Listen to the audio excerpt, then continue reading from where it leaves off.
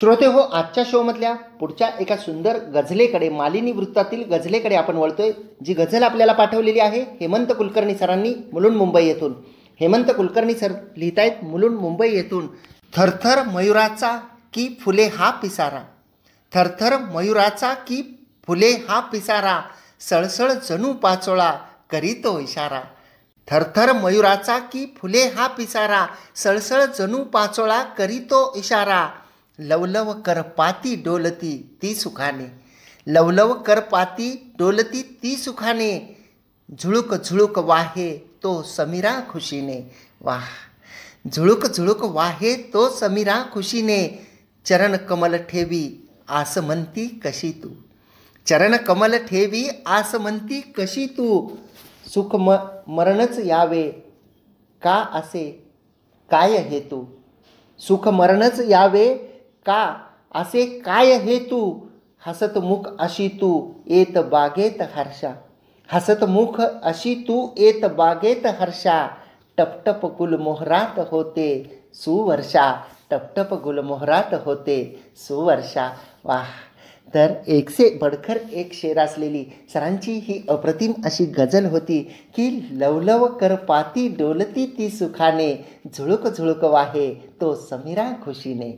आणि सरांनी दुसऱ्या एका शेरामध्ये लिहिलंय की चरण कमल ठेवी आसमंती कशी तू, चरण कमल ठेवी आसमंती कशी तू, सुख मरणच यावे का असे काय हेतू. वाह, खरंच खूप अप्रतिम सुंदर असे भाव मांडणारी ही गझल होती श्रोते हो. आणि याबरोबरच पुढच्या एका कवितेमध्ये श्री उल्हास सुधीर देशपांडे सर लिहित आहेत छत्रपती संभाजीनगर येथून.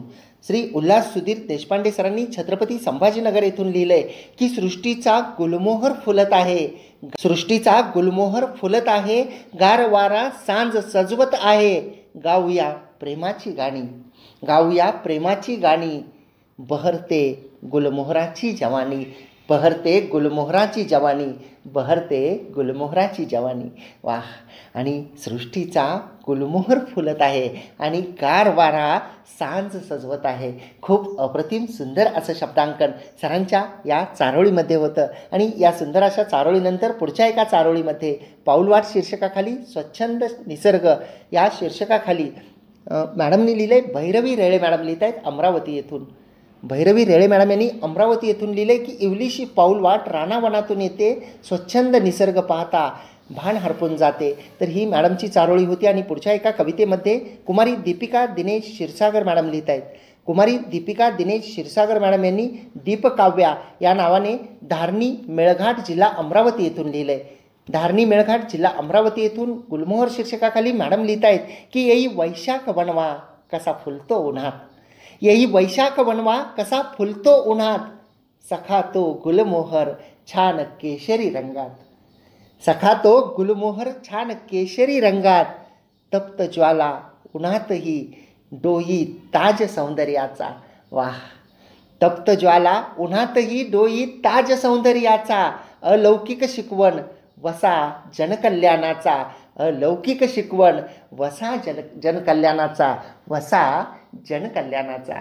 वाह, खूप अप्रतिम सुंदर असे भाव या कवितेमध्ये होते की वैशाख वणव्यामध्ये फुलणारा तो गुलमोहर, केशरी रंगामध्ये रंगणारा तो सखा गुलमोहर. आणि शेवटच्या चार ओळीमध्ये मॅडमनी एक जीवनाचं जे सार आहे त्या गुलमोहराच्या जीवनाचं सार शब्दबद्ध केलेलं आहे की तप्त ज्वाला उन्हातही डोई ताज सौंदर्याचा. म्हणजे डोईवरती कितीही तप्त जरी ज्वाला असल्या तरी तो सौंदर्याचा ताज लेवून नटत असतो, तो सौंदर्याचा ताज लेवून जगाला सामोरा जात असतो. आणि अलौकिक शिकवण वसा जनकल्याणाचा, म्हणजे जनकल्याणाचा वसा घेतलेला असा हा गुलमोहर आहे. असं सुंदर असं शब्दांकन या कवितेमध्ये होतं. पुढच्या एका चारोळीमध्ये सौ माधुरी म इनामदार मॅडम यांनी मिरज येथून लिहिलं आहे. सौ माधुरी म इनामदार मॅडम लिहित आहेत मिरज येथून की तप्त उन्हातही बहरतात गुलमोहराची अग्नी फुले.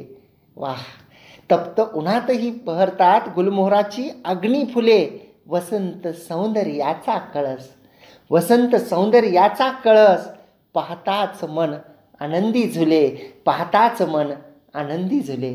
वाह, आणि खरं आहे की तप्त उन्हात सुद्धा गुलमोहराची अग्निफुले जी आहेत ती बहरत असतात.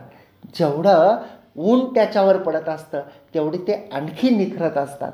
आणि माणसाचं जीवनसुद्धा सुखदुःखांनी भरलेलं असतं. आपण दुःखांनी खचून जातो, आपण वैतागून जातो. आपल्याला असं वाटतं की हे असं जीवन कुठं असतं का? किती संकट, किती प्रॉब्लेम आहेत मला. ज्या वेळी आपल्याला असं वाटेल तेव्हा आपण गुलमोहराकडे पाहिलं पाहिजे. कारण तप्त उन्हामध्ये सुद्धा तो त्याचं स्वतःचं अस्तित्व, स्वतःचं रूप, स्वतःचं देखणं असं रूप जे आहे तो ते टिकून असतो. त्याला उन्हाचा काही फरक पडत नाही. तो उन्हात सुद्धा बहरतो. आपण सुद्धा संकट कितीही आली तरी आपण सुद्धा जिद्दीनं त्यावर ठामपणे मात केली पाहिजे. खूप सुंदर अशी ही चारोळी होती. आणि पुढच्या एका कवितेमध्ये सुलभा सत्तरवार मॅडम लिहित आहेत पुणे येथून.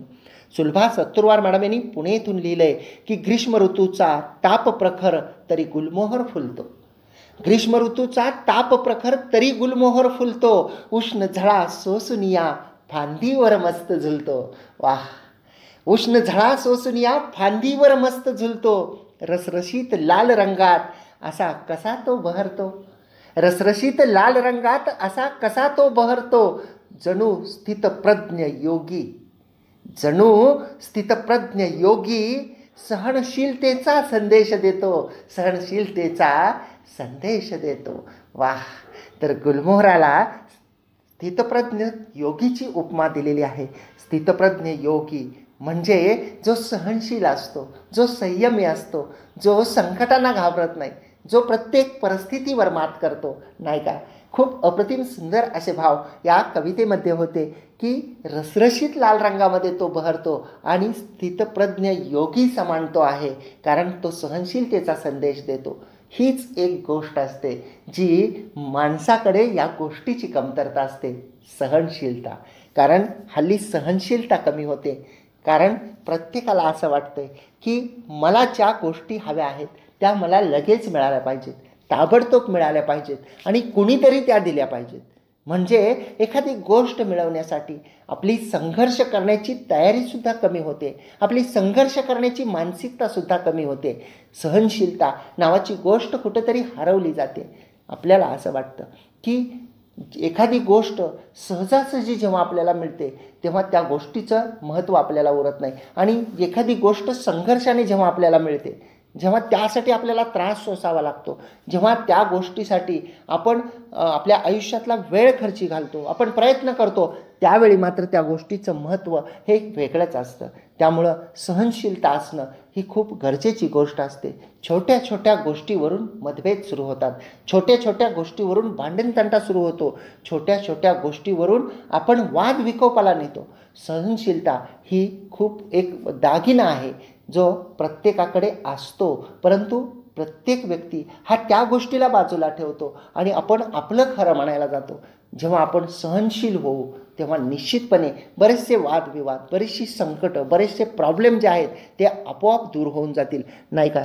तर सहनशीलतेचा संदेश देणारा गुलमोहर मॅडमनी अप्रतिमरित्या त्यांच्या या रचनेमध्ये शब्दबद्ध केलेला होता. आणि पुढच्या एका कवितेमध्ये सौ मीना राजपूत मॅडम लिहित आहेत कल्याण येथून. सौ मीना राजपूत मॅडम यांनी कल्याण येथून लिहिलंय की चैत्राची चाहूल लागता गालीच्या केसरी पसरवतो. चैत्राची चाहूल लागता गालीच्या केशरी पसरवतो. नववर्षाच्या स्वागताला गुलमोहर सज्ज होत असतो. नववर्षाच्या स्वागताला गुलमोहर सज्ज होत असतो. निसर्गाचे प्रतिनिधित्व करतो. वाह! निसर्गाचे प्रतिनिधित्व करतो. निसर्गप्रेमींचे लक्ष वेधतो. निसर्गप्रेमींचे लक्ष वेधतो. त्यामुळे 1 मे रोजी साताऱ्यात गुलमोहर दिन साजरा होतो. त्यामुळे 1 मे रोजी साताऱ्यात गुलमोहर दिन साजरा होतो. तर गुलमोहर दिनाच्या सर्वांना खूप खूप शुभेच्छा. आणि खूप अप्रतिम सुंदर भावस्पर्शी भाव गुलमोहराबद्दली मॅडमच्या या रचनेमध्ये होते की चैत्राची चाहूल लागल्यानंतर तो केशरी गालीच्या पसरवतो आणि नववर्षाच्या स्वागताला तो सज्ज होतो. एवढंच नाही तर तो निसर्गाचं सुद्धा प्रतिनिधित्व करतो. आणि या निसर्गाचं प्रतिनिधित्व करणाऱ्या या गुलमोहराला खूप अप्रतिमरित्या मॅडमनी सुंदररित्या शब्दबद्ध केलेलं होतं. आणि श्रोते हो, तुम्ही रेडिओ पुणेरी आवाज 107.8 FM ऐकत आहात आणि तुम्ही तुमच्या आवडीच्या शोमध्ये आहात, म्हणजेच हा खेळ शब्दांचा. या कविता व चारोळ्यांच्या शोमध्ये माझ्यासोबत म्हणजेच RJ कैलाससोबत आनंदी रहा, आनंद लुटा.